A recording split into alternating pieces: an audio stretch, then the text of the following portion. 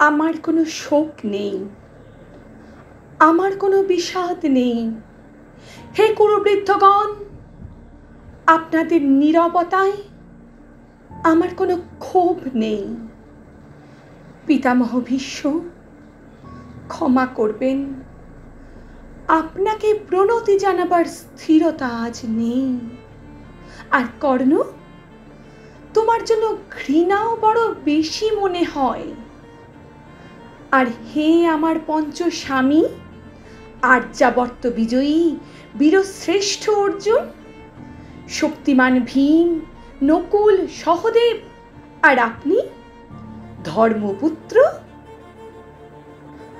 আপনারা আমার কৃতজ্ঞ অভিবাদন গ্রহণ করুন। আমি সর্বজ্ঞা নই, যজ্ঞভূমির অগ্নি থেকে আমার জন্ম। ধর্মের ক্ষুরোধার পথ আমার অজানিত। আর্যপুত্র, আপনার বিচার তাই আমার পক্ষে ধৃষ্টতা। আপনার কোনো বিচলন নেই। আপনার ধর্ম আপনাকে রক্ষা করেছে বিকার থেকে। কৃতজ্ঞতা জানান সেই ধর্মকে। ভীমসেন, তোমাকে আমি ভালোবাসা দিইনি কখনো, তাই তা ফিরেও চাইনি। শুধু তোমাকে আমার জিজ্ঞাসা ছিল ফাল্গুনী, ঊর্ধ্বচারী মৎস্যের ছায়ালীন চোখের থেকেও কি দুর্লক্ষ ওই দুর্যোধনের বুক? বলো সত্য করে, প্রেম নয়, শুধু পৌরুষের আস্ফালনে কি ছিল পাঞ্চালী বিজয়ের পটভূমি? কিন্তু মিথ্যা প্রশ্ন। আমি জানি তোমার কোনো উত্তর নেই, যেমন নেই কোনো ভালোবাসা। তোমার শুধু আশা আছে। কৈশোর থেকে তুমি জেনে এসেছো বীর ভোগ্যা পৃথিবী আর রূপমুগ্ধা নারী। জেনেছ একদিন ধার্তরাষ্ট্রের হাত থেকেই ছিনিয়ে নিতে হবে কৌরব উত্তরাধিকার। জেনে এসেছ যেখানে যা কিছু সর্বোত্তম সেখানেই পৌঁছতে হবে তোমাকে। শুধু এই কুমারী লক্ষ্যের দিকেই তোমার দৃষ্টি ধনঞ্জয়, তাই অনায়াসে তুমি সরে যাও এক নারী থেকে অন্য রমণীতে।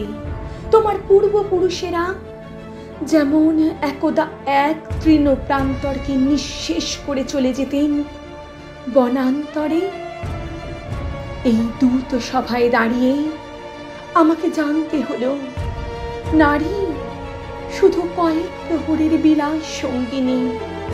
মণিময় হার, শত সহস্র তরুণী দাসী, দান্ত মাতঙ্গ, গন্ধর্ব প্রেরিত অশ্বযুত, আর আমি পাণ্ডুপুত্র বধূ। এক পংক্তিতে দাঁড়িয়ে আমরা সবাই অপেক্ষায়।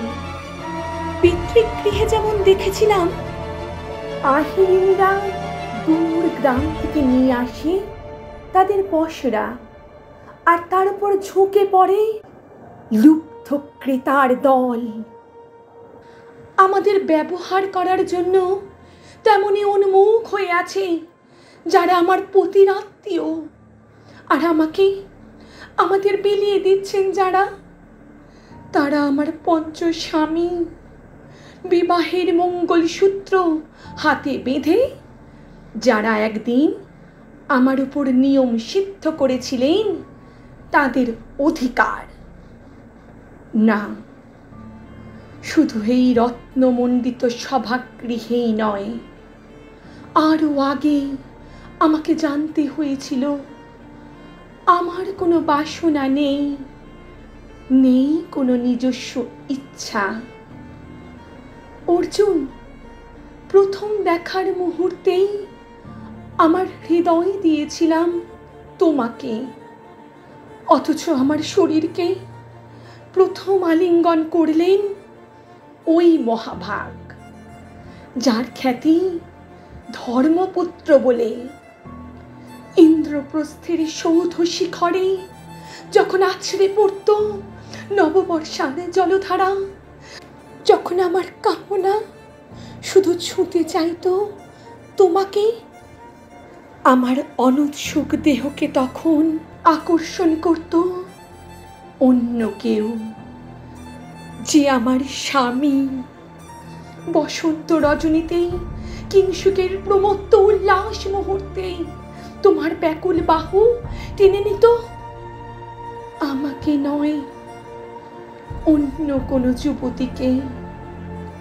বারে বারে আমাকে সন্তানবতী করেছে পুরুষ, কিন্তু তারা প্রত্যেকেই আমার আকাঙ্ক্ষিত নয়।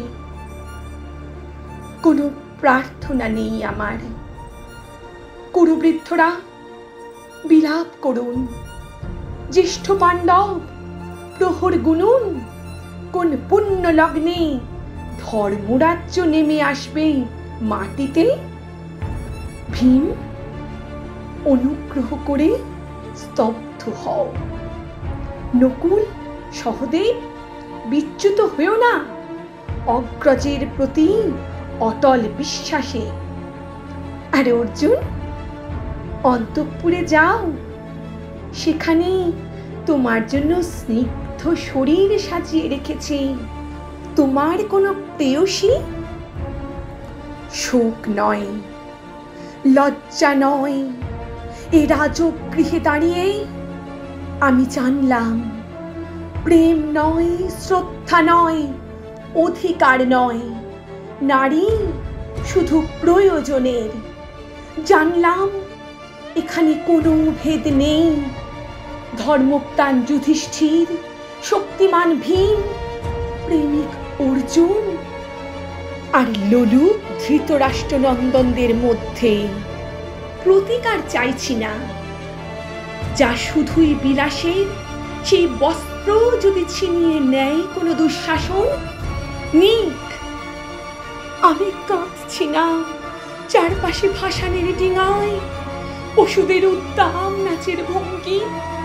আমি দেখছি না চারপাশে ক্লীবেদের অক্ষম বিলাপ। আমি শুনছি না ধনুর বাণ নেই।